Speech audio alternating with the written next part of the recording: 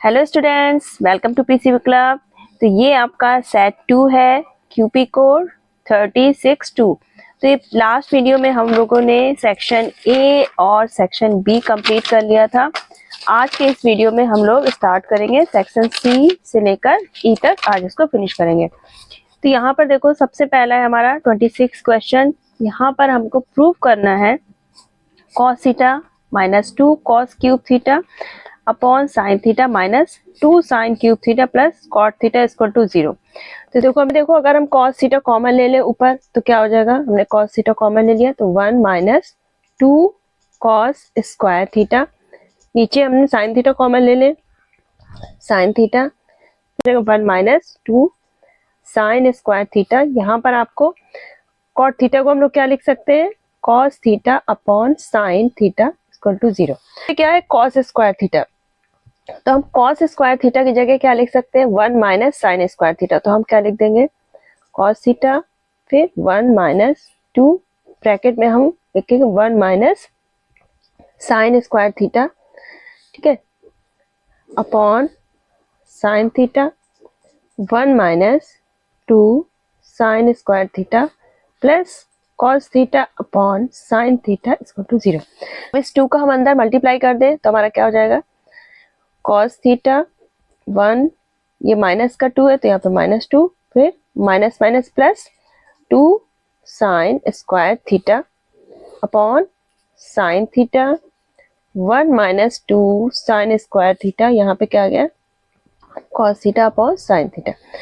अब देखो यहाँ पर 1 माइनस 2 तो कितना हो जाएगा, माइनस का 1 cos theta minus 1 plus 2 sine square theta upon sine theta 1 minus 2 sine square theta plus cos theta upon sine theta. अब यहाँ पे देखो, नीचे हमारा क्या है, 1 माइनस 2 साइन स्क्वायर थीटा और यहाँ पर प्लस है, तो अगर हम माइनस बाहर ले ले तो क्या हो जाएगा, ये साइन चेंज हो सकते हैं, तो हम माइनस बाहर ले लेते हैं, हमारा क्या हो जाएगा, cos theta minus 2 sine square theta upon sine theta 1 minus 2 sine square theta plus cos theta upon sine theta.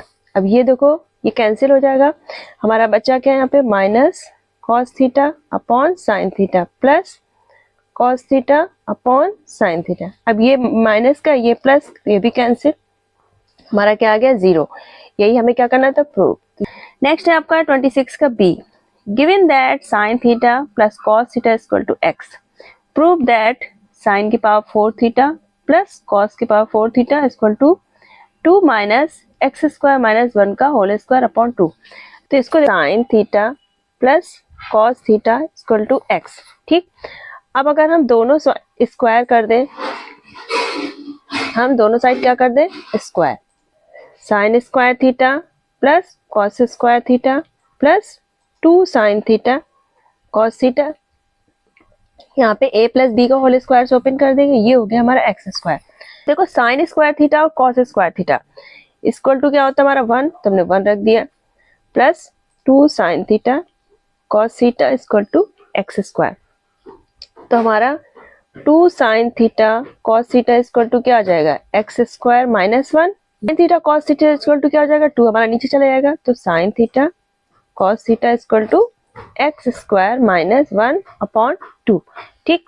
अब हमें प्रूव क्या करना है, साइन की पावर 4 थीटा प्लस cos की पावर 4 थीटा, ठीक। तो इसको हम लोग क्या लिख सकते हैं, अगर हम लोग ये देखें, sign square theta plus cos square theta का अगर स्क्वायर करेंगे तो हमारा क्या आएगा, साइन की पावर 4 थीटा प्लस cos की power 4 theta plus 2 sine square theta cos square theta. तो हम इसकी जगह क्या लिख सकते हैं, इसको इधर ले जाए माइनस करके, यानी कि हम यहाँ लिख देंगे sine square theta plus cos square theta का square minus 2 sine square theta cos square theta equal to sine की पावर 4 थीटा प्लस cos की पावर 4 थीटा, ठीक। ये हम रख सकते हैं। अब यहाँ पर sine square theta plus cos square theta की जगह हम 1 रख देंगे, 1 का स्क्वायर 1, ठीक। अब यहाँ पे हमारा है साइन स्क्वायर कॉस स्क्वायर, तो इसको हम लोग ब्रैकेट में करके लिख सकते हैं साइन थीटा कॉस थीटा का स्क्वायर, ठीक। अब ये साइन थीटा कॉस थीटा हमारा क्या आया था, एक्स स्क्वायर माइनस 1/2 आया था, तो ये वैल्यू हम यहाँ पे पुट कर दें 2, ये कितना हो जाएगा एक्स स्क्वायर माइनस 1/2 का स्क्वायर, ठीक। तो ये 2 का स्क्वायर क्या हो जाएगा 4, तो ये जाएगा 1 माइनस 2, यहाँ पर एक्स स्क्वायर माइनस 1 का स्क्वायर अपॉन 4, ठीक। ये 2 से डिवाइड किया 4 को 2 आ गया, 1 minus x square 1 square upon 2, ठीक। अब अगर हम 2 एलसीएम ले लेते हैं तो हमारा क्या आ जाएगा, इधर 2 माइनस हो जाए आपका एक्स स्क्वायर माइनस 1 का स्क्वायर, तो ये हमें प्रूव करना था, तो ये हो गया हमारा। नेक्स्ट है आपका 27। In the adjoining figure TP and TQ are tangents drawn to a circle with center O. If OPQ is 15 degree and PTQ is equal to theta, then find the value of sin 2 theta. अब देखो OP और ये जो आपका OQ है, दोनों ही क्या है, रेडियस है, दोनों की लेंथ सेम होगी, तो अगर आपका ये 15 है तो ये वाला एंगल भी क्या होगा 15, ठीक। अब यहाँ पर OPQ क्या बनना है, एक ट्रायंगल, तो टोटल एंगल क्या हो जाएगा 180, तो ये हमारे टोटल हो गया 30, तो हमारा ये एंगल कितना बचा 150, तो हमारा एंगल POQ आ गया 150। अब ये वाला O वाला और ये थीटा, ये दोनों क्या होते हैं कॉम्प्लीमेंट्री, तो ये 150 है, तो थीटा हमारा कितना आ जाएगा 30। हमसे पूछा क्या गया है साइन 2 थीटा की वैल्यू, तो यानी कि 2 थीटा यानी कि 60, तो साइन 60 की वैल्यू क्या रख देंगे हम √3/2। नेक्स्ट है आपका 28 का A, prove that √5 is an irrational number, तो इसको हम लोग ऐसे सॉल्व करेंगे। तो यहाँ पे हम देखो मान लेते हैं कि √5 हमारा क्या है, एक रैशनल नंबर है।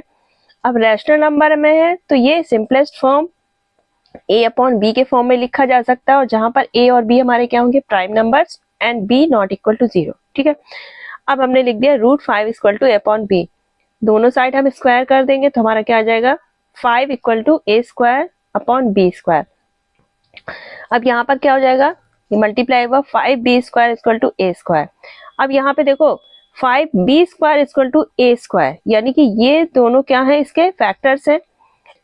अब ये दोनों ये इसके क्या है, a के फैक्टर है, यानी कि हमारा जो 5 है वो a को क्या करेगा डिवाइड करेगा, ठीक। a² को भी डिवाइड करेगा, a को भी डिवाइड करेगा, तो यानी कि 5 क्या है a का एक फैक्टर होगा। उसके बाद हमने मान लिया a इक्वल टू 5c, तो a की जगह हमने रख दिया 5c, तो स्क्वायर किया तो कितना आ गया 25c²। तो यहाँ पर b² इक्वल टू कितना आ गया 5c²। अब b इक्वल टू 5c², यानी कि जो b² है वो हमारा 5 से डिविजिबल है, b² डिविजिबल है तो b भी डिविजिबल है, ठीक। तो यानी कि जो 5 है वो b को भी डिवाइड कर रहा है और a को भी डिवाइड कर रहा है, यानी कि a का भी फैक्टर 5 है और b का भी फैक्टर 5 है। लेकिन हमने ऊपर क्या माना था कि जो a और b है प्राइम नंबर, यानी इनके बीच कॉमन फैक्टर 1 के अलावा कुछ भी नहीं हो सकता, लेकिन यहाँ पर हमें क्या दिख रहा है कि 5 भी इनके बीच कॉमन फैक्टर है।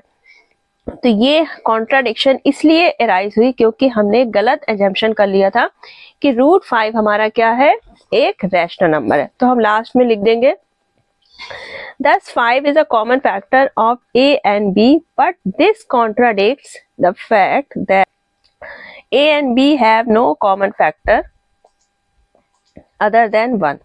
The contradiction arises by assuming that √5 is rational, hence √5 is irrational. ये हो जाएगा हमारा प्रूफ का। Let p/q/r be 3 distinct prime numbers. Check whether p.q.r plus q is a composite number or not. फिर उसके बाद further give an example for 3 distinct prime p/q/r such that p.q/r plus 1 is composite number and दूसरा आपका ये कि prime number है। तो यहाँ पर देखो हमको, तो देखो हमें नंबर कुछ इस तरह से दिया है n equal to p.q.r plus q, ठीक है, और p, q, r तीनों ही क्या है डिस्टिंक्ट प्राइम नंबर है। तो हम यहाँ पर देखो q कॉमन ले सकते हैं, तो हमारा क्या हो जाएगा पी आर प्लस q। ठीक, अब देखो q तो हमारा प्राइम नंबर है, लेकिन जो ये कॉम्बिनेशन है p dot are plus q, अब ये चेक करना पड़ेगा कि हमें ये प्राइम है या कंपोजिट। तो अगर हमारी ये जो आपका p dot are plus q ये आता है कंपोजिट, ठीक, तो हमारा टोटल n क्या होगा, कंपोजिट होगा। लेकिन दूसरी कंडीशन, अगर हमारा p dot are plus q क्या आता है, प्राइम, अगर ये प्राइम है तो जो आपका n है वो नेसेसरी नहीं है कि वो कंपोजिट ही हो, यानी कि हो भी सकता है नहीं भी हो सकता है, नॉट नेसेसरी। ठीक, अब इसमें दिया है जो फर्स्ट वाला ऑप्शन, यहाँ पर हमें क्या बताना है कि p dot q dot r plus 1 ये कंपोजिट नंबर है। तो हम मान लेते हैं p हमने 2 मान लिया, q मान लिया 3 और r हमने क्या मान लिया 5। अब यहाँ पर हम पुट कर दें 2 इंटू 3 इंटू 5 प्लस 1, तो ये कितना आ जाएगा आपका 31। ये क्या आ रहा है 31, तो ये तो हमारा क्या है प्राइम नंबर। ठीक, तो जब हम ये सेकेंड वाला ऑप्शन करेंगे तब हम ये फैक्टर लेंगे p equal to 2, q equal to 3, r equal to 5। तो ठीक, तो ये हमारा सेकेंड वाले के लिए नंबर से हो जाएंगे, फर्स्ट वाले के लिए हमें कुछ और नंबर्स लेने पड़ेंगे। हम क्या मान सकते हैं p equal to 3, q equal to 5 और r इक्वल टू हमने मान लिया 7। ठीक, अब हम रख के देखें तो क्या आ जाएगा 3 इंटू 5 इंटू 7 प्लस 1, तो ये 106। अब 106 हमारा कैसे लिखा जा सकता है 2 इंटू 53, तो यहाँ पे दो फैक्टर हो रहे हैं, तो यानी कि ये हमारा हो जाएगा कंपोजिट। ठीक है, तो जब हम फर्स्ट वाला प्रूव करेंगे तो हम p इक्वल टू क्या ले लेंगे 3, q यहाँ पे 5 और r ले लेंगे 7। तो इस तरह से हम इसको प्रूव कर देंगे। आपका 29, find the zeros of the polynomial. आपको पॉलिनोमियल दे रखा है qx 8x square minus 2x minus 3। तो पहले हमें इस क्वाड्रेटिक इक्वेशन की क्या करना है, जीरोस फाइंड आउट करना है। Hence find polynomial whose zeros are 2 less than the zeros of qx। अब इसके जो जीरोस आएंगे उससे हमें दोनों से क्या करना है 2 माइनस करके जो हमें मिलेगा उससे हमें नया क्वाड्रेटिक इक्वेशन बनाना है, पॉलिनोमियल बना के रखना है। तो सबसे पहले हम इसके जीरोस निकाल लें, तो बाय फैक्टराइजेशन हम इसके जीरोस निकाल लेंगे। तो हमारा इक्वेशन क्या दिया है qx equal to 8x square minus 2x minus 3। हमारा इक्वेशन दिया है qx equal to 8x square minus 2x minus 3। अब देखो 8 3 का क्या होगा 24। अब 24 के दो फैक्टर ऐसे चाहिए कि माइनस करने पे हमारा 2 आए, तो हमारा क्या हो जाएगा 6 और 4, 6 4 जा 24, 6 माइनस 4 2। तो यहाँ पे रख देंगे 8x square minus 6x minus 4x minus 3, bracket open करेंगे तो क्या आएगा 8x square minus 6x plus 4x minus 3। यहाँ पे हम 2x कॉमन ले सकते हैं, तो यहाँ पे कितना आ जाएगा 4x माइनस 3। यहाँ पे हम 1 कॉमन ले लें 4x माइनस 3। अब क्या हो गया 4x माइनस 3 और आपका 2x प्लस 1 इक्वल टू 0। तो 4x माइनस 3 इक्वल टू 0, तो हमारा x कितना आ जाएगा 3/4। और यहाँ पर 2x प्लस 1 इक्वल टू 0, तो x हमारा क्या आ जाएगा माइनस 1/2। क्या क्या है इन दोनों जीरो से हमें 2 लेस करना है, तो देखो 3/4 माइनस 2, तो हमारा कितना हो जाएगा यहाँ पे एलसीएम 1, 4 और 1 का एलसीएम 4 हुआ, तो ये होगा 3 माइनस 8। तो माइनस का 5/4, दूसरा हमारा क्या हो जाएगा माइनस 1/2, इससे भी 2 माइनस किया तो एलसीएम हमने 2 लिया माइनस 1 माइनस 4, तो माइनस 5/2। तो हमारे दो जीरोस ये हो गए। ठीक, मान लिया ये हमारा अल्फा हो गया और ये हो गया हमारा बीटा। ठीक, अब हमें इन दोनों का यूज करके क्या बनाना है पॉलिनोमियल, तो हमारा क्या हो जाएगा x square minus alpha plus beta x plus alpha beta equal to 0। हम ये वैल्यू पुट कर दें एक्स स्क्वायर माइनस 5/4 प्लस ये माइनस का है 5/2, ये हो गया एक्स। प्लस माइनस का 5/4 इंटू माइनस का 5/2 इक्वल टू 0। तो क्या हो गया एक्स स्क्वायर। अब ये माइनस माइनस पे हमारा एलसीएम क्या हो जाएगा 4, तो यहाँ पे क्या हो गया -5 और माइनस यहाँ पे 2 2 ज़ा 4 2 5 ज़ा 10 और यहाँ पे माइनस माइनस प्लस हो गया 25, नीचे 4 2 ज़ा 8। तो यहाँ पे कितना हो गया माइनस का 15, बाहर माइनस है तो ये हमारा क्या हो जाएगा प्लस का 15/4x प्लस 25/8 0।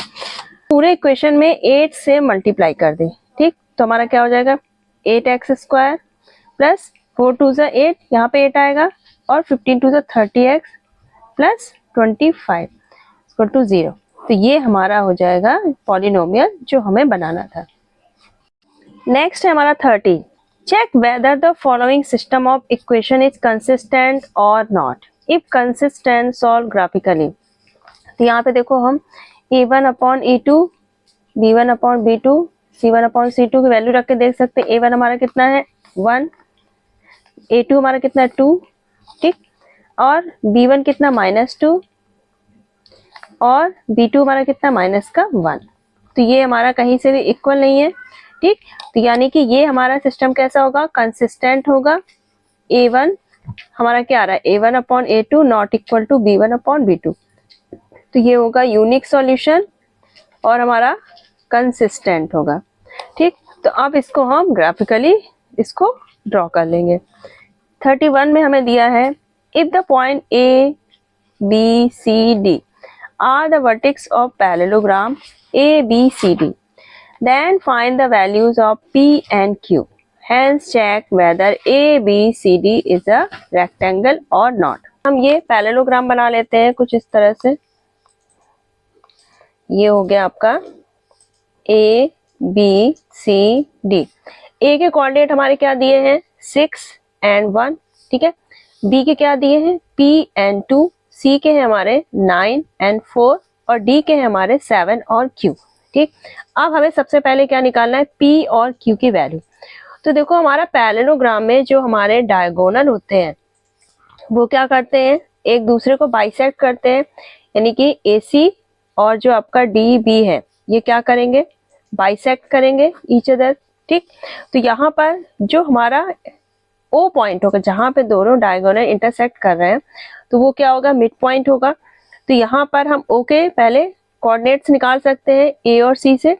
A के पता है हमें C के पता है तो O के कोऑर्डिनेट निकाल ले हम X और Y, ये निकाल ले, ठीक है। तो X इक्वल टू क्या हो जाएगा 9 + 6/2 यानी कि 15/2 और आपका Y कोऑर्डिनेट क्या हो जाएगा आपका 4 + 1/2 यानी 5/2। ये कोऑर्डिनेट हो गए 15/2 एंड 5/2। अब देखो डी बी का भी मिड पॉइंट क्या होगा O, ठीक है, और कोऑर्डिनेट हमारे इसके पता चल गए तो हम यहाँ पर अब रख सकते हैं 15/2 इक्वल टू, अब डी बी लाइन में देख लें तो हम क्या लिख सकते हैं 7 + p/2। तो यहाँ पे क्या हो जाएगा 2 से 2 कैंसिल 15 इक्वल टू 7 + p। तो p हमारा कितना आ जाएगा 8, ठीक है। अब 5/2 इक्वल टू क्या हो जाएगा हमारा ये आ जाएगा 2 + q/2। तो यहाँ पर 2 से 2 कैंसिल 5 इक्वल टू 2 + q। तो q हमारा क्या आ जाएगा 3, यानी कि q हमारा 3 हो गया, p हमारा हो गया 8, ठीक। अब यहाँ पे दिया है पूछा गया है hence check whether ABCD is rectangle or not। तो देखो रेक्टेंगल में हमारा क्या होगा अपोजिट साइड्स क्या होंगे इक्वल, यानी कि AB होना चाहिए DC के इक्वल। तो हम ये चेक कर लेते हैं। तो AB इक्वल टू हमारा क्या हो जाएगा यहाँ पे AB की डिस्टेंस निकाल लेंगे तो हमारा क्या आ जाएगा P हमारा 8 आ चुका है तो 8 - 6 का स्क्वायर प्लस 2 - 1 का स्क्वायर इक्वल टू, अब DC में हमारा क्या हो जाएगा 9 - 7 का स्क्वायर प्लस 4 - 3 का स्क्वायर, ठीक है। क्योंकि हमारा 3 आ चुका है तो यहाँ पर कितना आ जाएगा 2 का स्क्वायर 8 - 6 2 2 का स्क्वायर 4 2 - 1 1 आया 1 का स्क्वायर 1 हो गया 9 - 7 2 2 का स्क्वायर 4 प्लस 4 - 3 1 का स्क्वायर 1। तो √5 इक्वल टू √5, ठीक। स्क्वायर अगर हटा दे तो 5 इक्वल टू 5, यानी कि दोनों साइड्स हमारी क्या है, इक्वल, ठीक है। तो ये हमारी इक्वल हो गई। अब अगर चाहें हम AD और BC को भी इसी तरह चेक कर लेंगे तो हमारा प्रूफ हो जाएगा कि ये क्या है, एक रेक्टेंगल है। नेक्स्ट है आपका सेक्शन D। यहाँ पे देखो ये फैमिली मेंबर्स का यहाँ पर डाटा दिया हुआ है, number of members, number of bungalow. Median हमारा दे रखा है 5, हमें P और Q की वैल्यू निकालनी है। देखो हमारा क्लास इंटरवल ये हो गया, फ्रीक्वेंसी ये है, ठीक। अब हम यहाँ पे क्यूमुलेटिव फ्रीक्वेंसी निकाल लेंगे ऐड करके, 10 प्लस P, फिर आपका 70 प्लस P, फिर क्या हो जाएगा आपका 70 प्लस P प्लस Q और 75 प्लस P प्लस Q, ठीक। अब यहाँ पर देखो हमारा फ्रीक्वेंसी का टोटल दे रखा है 120, ठीक। अब हमें मीडियन जो दे रखा है वो कितना दिया है, 5।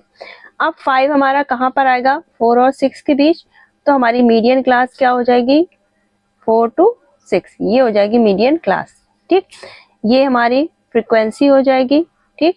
और इसके जो ऊपर वाली CF होगी वो हमारी क्या हो जाएगी, प्रीसीडिंग क्यूमुलेटिव फ्रीक्वेंसी। अब हमारा मीडियन का फॉर्मूला क्या होता है, L plus N/2 minus CF upon F into H।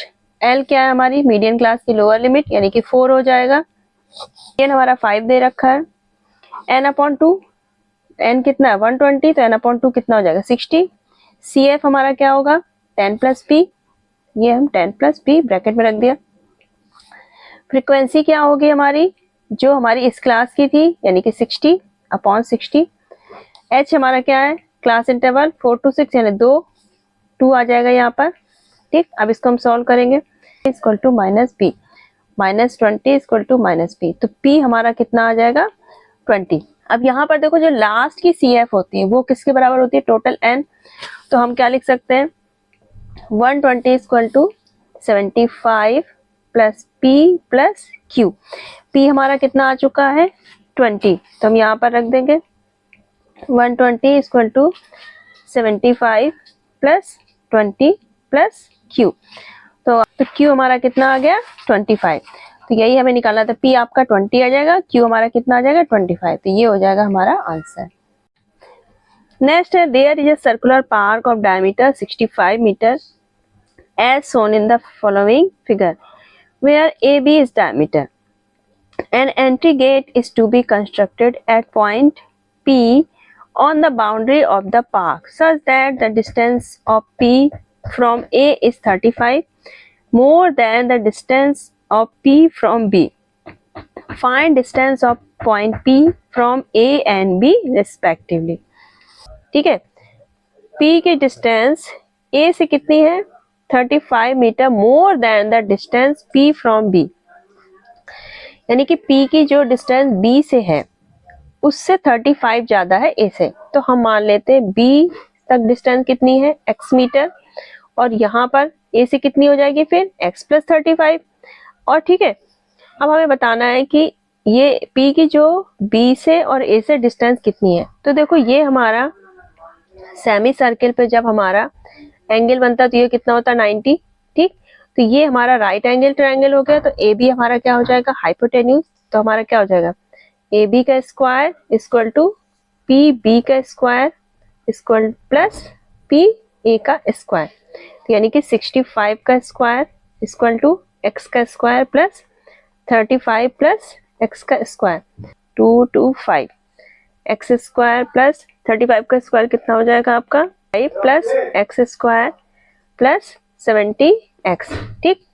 अब देखो यहाँ पर कितना हो गया 2x square plus 70x plus 225, ये 4225 इधर लाया माइनस का हो गया, तो ये आपका बन गया quadratic equation 2x square plus 70x minus 3000।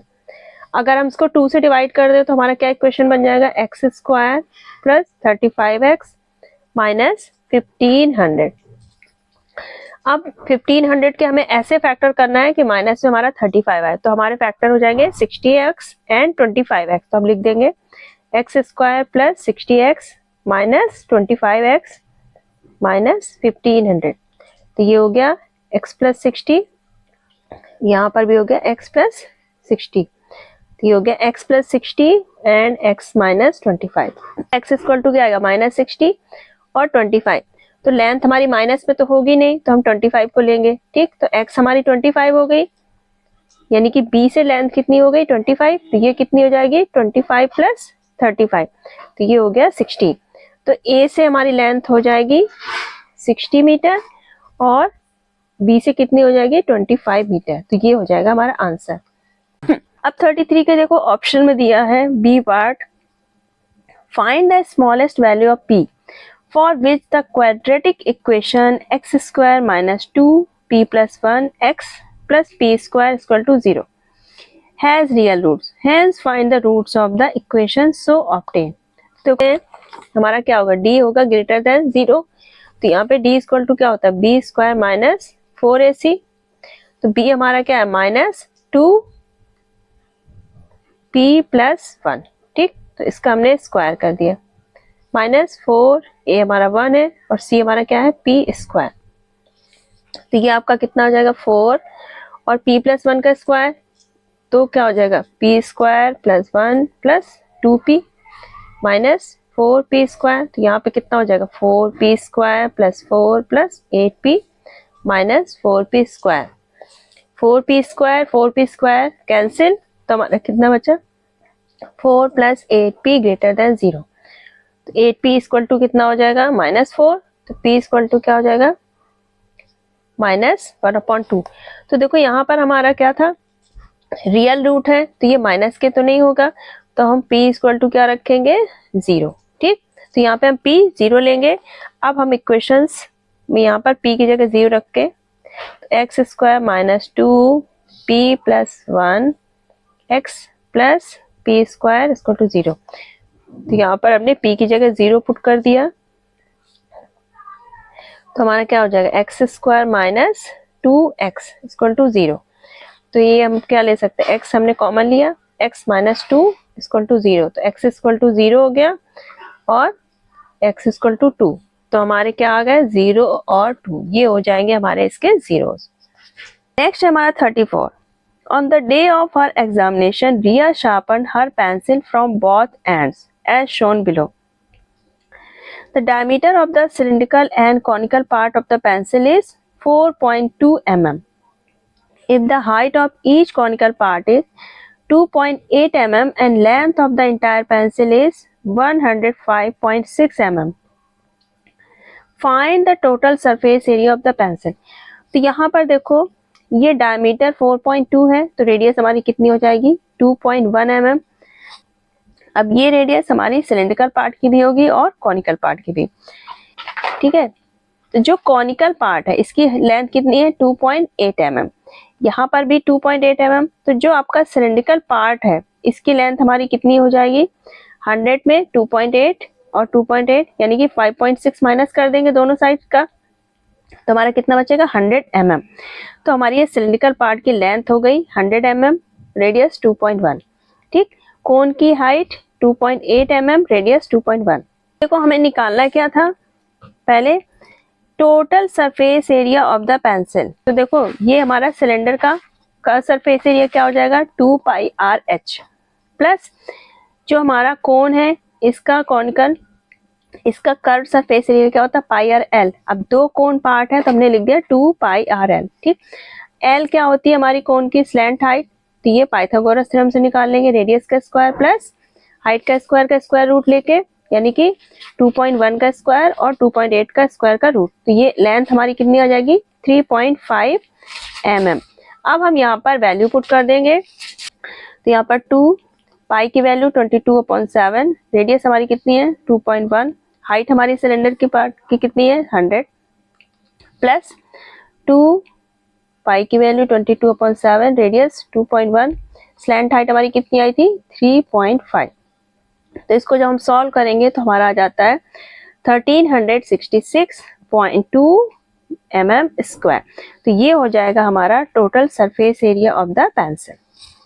आपका 35, from one face of solid cube of side 14 cm the largest possible cone is curved out, find the volume and surface area of the remaining solid होगा, ठीक। 14 centimetre side होगी, length breadth height, ठीक।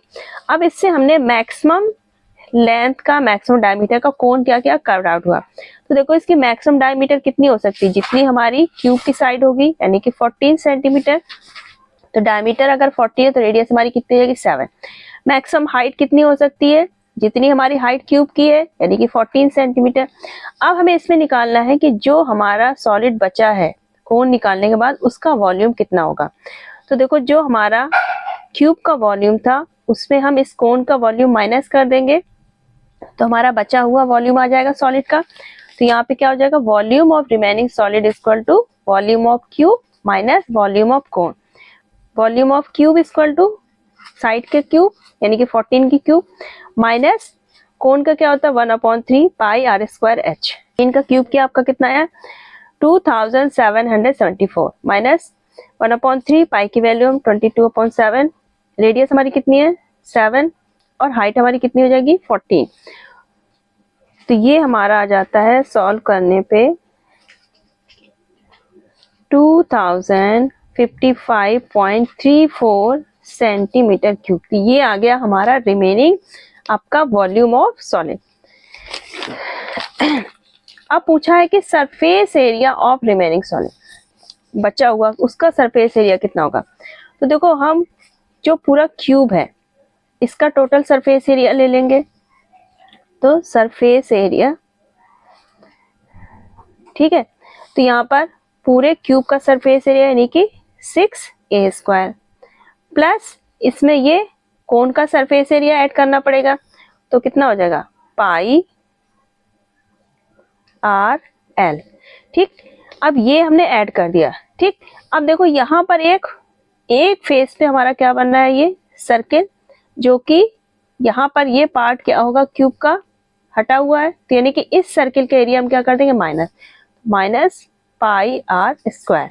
इसमें सारी value put कर देंगे तो हमारा सरफेस एरिया आ जाएगा जब हमने कोण को कट आउट कर लिया। तो 6 14 का स्क्वायर प्लस 22/7, रेडियस हमारी कितनी है 7।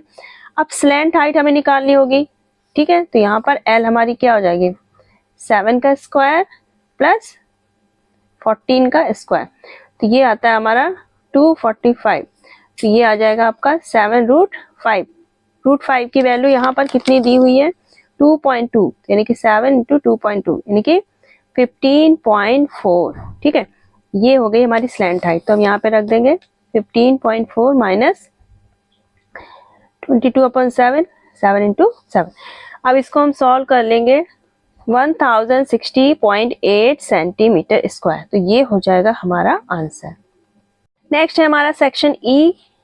यहाँ पर आपको दिया हुआ है एनुअल स्पोर्ट्स डे में इस तरह से 8 लेन बना दी गई हैं रनिंग ट्रैक, ठीक। अब यहाँ पे जो आपकी इनर मोस्ट लेन है, ठीक, इसकी लेंथ कितनी है 400, सबसे अंदर वाली जो है वो कितनी है 400 मीटर। उसके बाद हर एक लेन कितनी बढ़ती जा रही है 7.6 मीटर, ठीक। तो यानी कि पहली हमारी हो जाएगी 400, दूसरी कितनी हो जाएगी 400 7.6, यानी कि इस तरह से हम ऐड कर करके रख देंगे 400 फिर 400 7.6, थर्ड वाली में फिर 7.6 ऐड हो जाएगा तो कितना हो जाएगा 415.2। तो इस तरह से हमारी क्या बन जाएगी एक एपी सीरीज, ठीक। अब हमें इसके देखो पहला ऑप्शन क्या पूछा है what is the length of the 6th लेन। तो यानी हमें 6th लेन की हमें पूरी लेंथ निकालनी है। तो फर्स्ट की ये है यानी ए हमारा क्या हो जाएगा 400, डी क्या हो जाएगा हमारा कॉमन डिफरेंस 7.6। तो हमें ए 6 लेन की निकालनी है यानी कि A6 इक्वल टू क्या हो जाएगा आपका A plus n-1 into D. N हमारा क्या हो जाएगा 6, ए क्या हो जाएगा हमारा 400 प्लस 5, डी हमारा कितना है 7.6। तो ये हमारा आ जाएगा 438 मीटर। तो ये हो गया हमारा फर्स्ट। सेकेंड वाले में देखो आपको क्या दिया है how long is the 8th lane than that of the 4th lane, ठीक है। यानी जो 8th वाली लेन है वो 4th वाली लेन से कितनी ज्यादा है। तो पहले हम दोनों की लेंथ निकालें तो ए 8th इक्वल टू क्या हो जाएगा 400 प्लस 8 - 1 यानी कि 70, डी हमारा कितना था 7.6। 6, तो ये आ जाएगा हमारा 453.2 मीटर। अब ए हम फोर्थ वाली निकाल लें, यानी कि 400 प्लस 3D 7.6, ये आ गया हमारा 422.8 मीटर। अब हमें ये बताना कितना ज्यादा है, तो दोनों का डिफरेंस निकाल लें। तो 453.2 माइनस 422.8, तो ये आ गया आपका 30.4 मीटर, यानी कि 8th lane is 30.4 metre more than 4th lane. ठीक, ये हो गया। उसके बाद आपका आता है थर्ड का ए ऑप्शन। इसमें लिखा है while practicing for a race a student took one round each in first 6 lane, find the total distance covered by the student। यानी कि यहाँ पे 6 लेन का हमें क्या निकालना होगा, सम, यानी कि हम लिखेंगे S6। ठीक, सम निकाल लेंगे तो n/2 फिर 2a plus n minus 1 into D से निकाल लेंगे। n हमारा क्या है 6, 2a हमारा 400 प्लस 6 माइनस 1, डी हमारा कितना था 7.6। ठीक, तो ये हमारा सॉल्व करने पर आ जाएगा 2514 मीटर। इसका लास्ट है ऑप्शनल वाला थर्ड का B. Student took one round each in lane 4 to lane 8, find the total distance covered by the student. यानी कि 4 लेन से वो स्टार्ट करता है लेन 8 तक। ठीक है, तो उसको कितनी डिस्टेंस, तो यहाँ पे हम क्या कर सकते हैं, 8 लेन से अगर हम स्टार्टिंग की 3 लेन माइनस कर दें तो हमारा 4 से लेके 8 तक की लेंथ आ जाएगी। तो यहाँ पे हम क्या लिखेंगे S8 माइनस S4। ठीक, क्योंकि 3 लेन हम माइनस कर देंगे तो हमारा 4 से लेके 8 तक का आ जाएगा। तो S8 हमारा कितना हो जाएगा 8/2, 2 इंटू 400 प्लस 7 इंटू 7.6 माइनस यहाँ पर क्या हो जाएगा 3/2, 2 इंटू 400 प्लस 2 इंटू 7.6। तो ये हमारा सॉल्व करने पे आ जाएगा 2190 मीटर। तो यानी कि अगर वो 4 से लेकर 8 तक रन कर रहा है तो वो कितनी डिस्टेंस कवर करेगा 2190 मीटर। आ रहा है आपका 37। The statue of unity situated in Gujarat is world's largest statue which stand over a 58 meter high base. As a part of the project, a student constructed an inclinometer and wishes to find the height of Statue of Unity using it. First observation देखो दिया है, situation first। यहाँ पर angle of elevation of the top of statue from place A, which is 80√3 meter away from the base of the statue is found to be 60। तो यहाँ पे देखो दिया है जो हमारा स्टैचू है उसका बेस कितना है 58 मीटर हाई।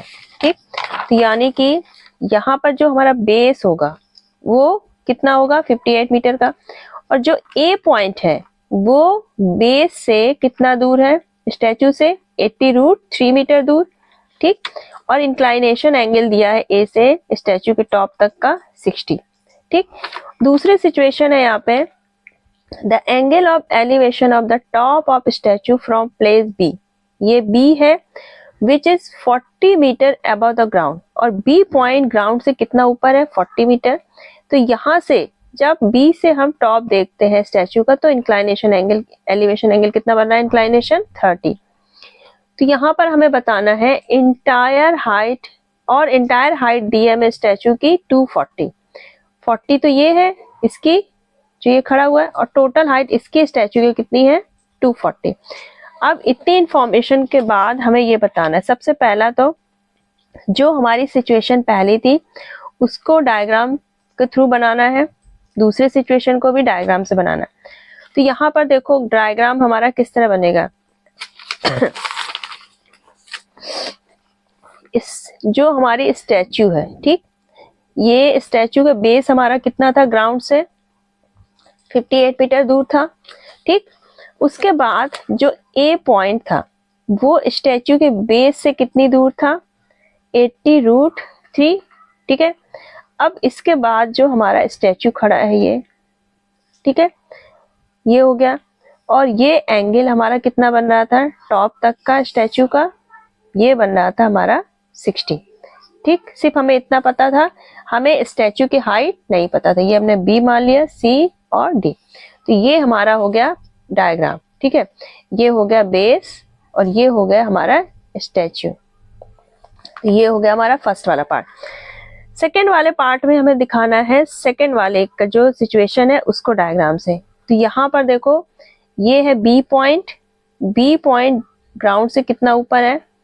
40 मीटर। ठीक, और ये हमें बेस इसका नहीं पता है, और टोटल हाइट दी है हमें स्टैचू की 240 मीटर, यानी कि बेस भी है साथ में इसमें और स्टैचू का टॉप। और यहाँ से 40 मीटर के ऊपर से हम जब इंक्लाइन करते हैं, यानी बी से देखते हैं, तो हमारा कितना एंगल बन रहा है? 30। तो ये है हमारी स्टैचू की टोटल हाइट 240। तो ये दोनों डायग्राम हो गए।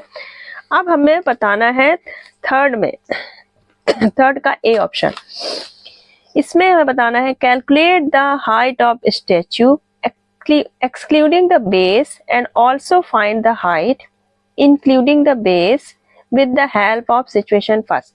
अब यहाँ पे हमें situation second की हेल्प नहीं लेनी है। situation first में हमें क्या क्या पता था? बेस पता था, जो हमारी स्टैचू है वो 58 मीटर हाई पे है, और हमें ये डिस्टेंस पता थी बेस से लेके ए पॉइंट तक। ठीक, और हमें एंगल पता है। तो हमें टोटल हाइट पहले निकालनी है। ठीक, तो यहाँ पे देखो, हमें ये मान लिया हमारा परपेंडिकुलर होगा, बेस हमें पता है, थीटा पता है, तो हम क्या लिखेंगे? tan 60 equal to height of statue, total height आएगी यहाँ पे, अपॉन 80√3। tan 60 की वैल्यू √3, ये मल्टीप्लाई हो गया 80√3। तो हमारी टोटल हाइट कितनी आ जाएगी? 240 मीटर। तो स्टैच्यू की हमारी फुल हाइट कितनी आ गई? 240। अब देखो, हमें पता था क्या? 58 हमारा बेस है, तो केवल जो हमारी स्टैच्यू है बेस हटाने के बाद, तो यहाँ पे पूछा ना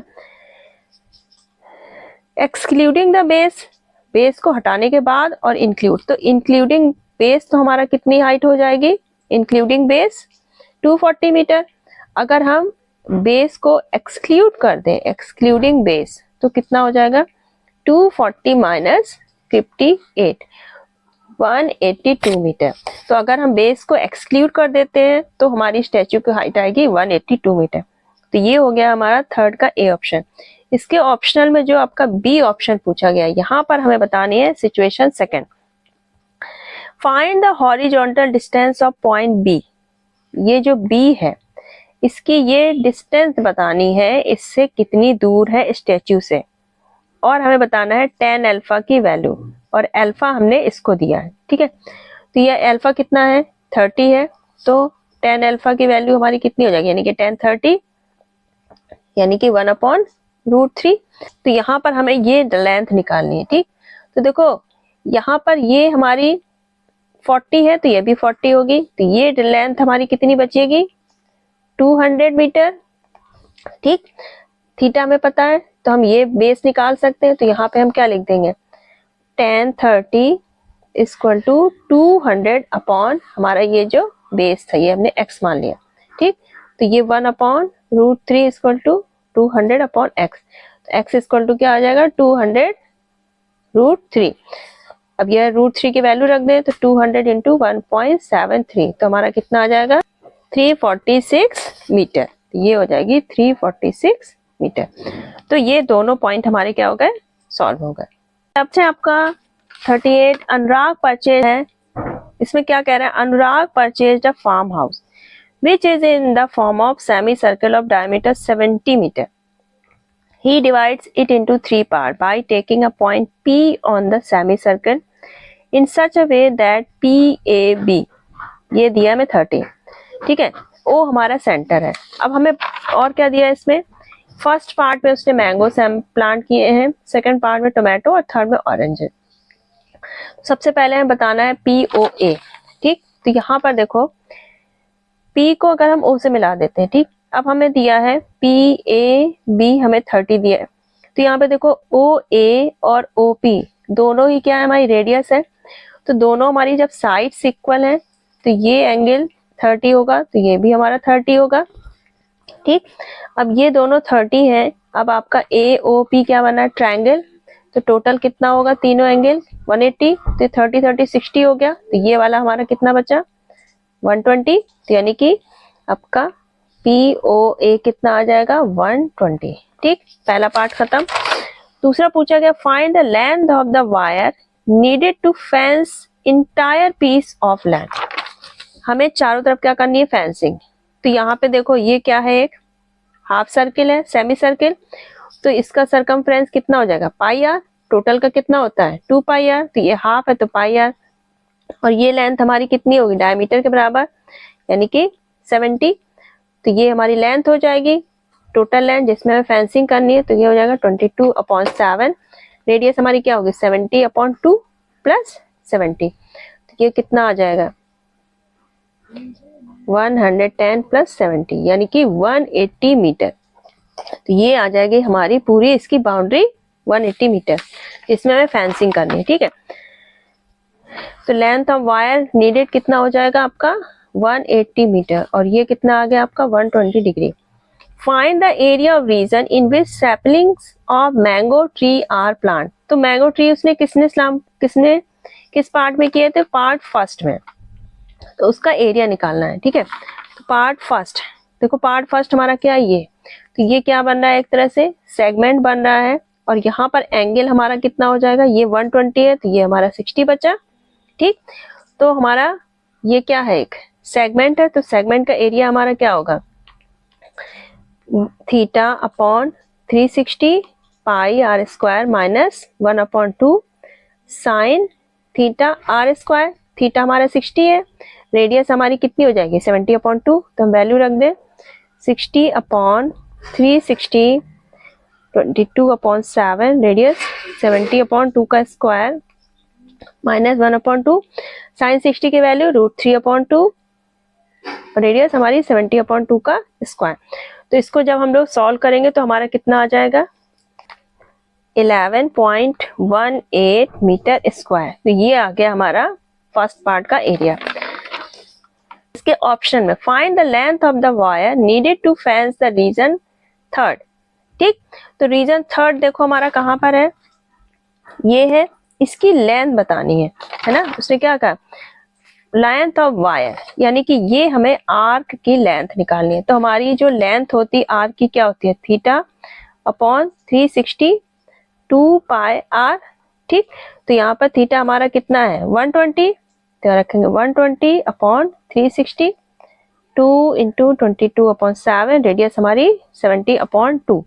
तो ये हमारा सॉल्व करने पे हमारा कितनी आ जाएगी 73.33 मीटर।